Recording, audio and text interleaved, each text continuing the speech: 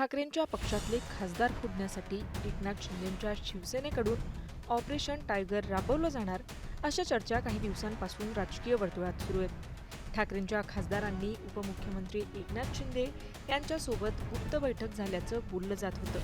अशातच या संदर्भात आलेल्या एका बातमीवर तीव्र प्रतिक्रिया देत संजय राऊतांनी एका इंग्रजी वृत्तपत्राला आणि पत्रकारांना थेट कायदेशीर कारवाईचा इशारा दिलाय।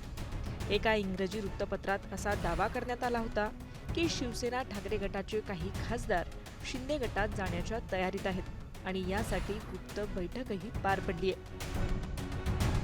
मात्र या बातमीवर प्रतिक्रिया देताना संजय राऊत यांनी स्पष्ट शब्दात नाराजी व्यक्त केली आहे। या वृत्तपत्राने आणि बातमीदाराने कायदेशीर कारवाईची तयारी ठेवावी, यापुढे अशा गोष्टी सहन केल्या जाणार नाहीत। इनफ इज इनफ असा इशारा राऊतांनी दिलाय। त्यांनी ही बातमी पूर्णपणे खोटी आणि दिशाभूल करणारी असल्याचंही सांगितलंय।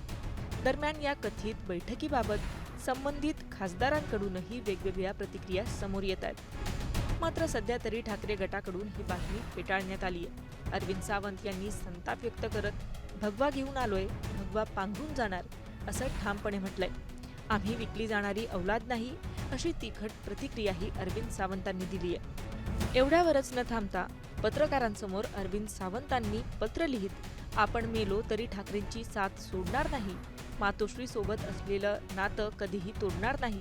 खरं तर मूळ शिवसेना पक्ष यांच्यासोबत प्रतारणा करणं म्हणजे आईच्या दुधाशी प्रतारणा करणं आहे असं मी समजतो, असंही अरविंद सावंतांनी म्हटलंय। या सगळ्या पार्श्वभूमीवर आता संजय राऊत यांनी दिलेला कायदेशीर कारवाईचा इशारा महत्त्वाचा मानला जातोय।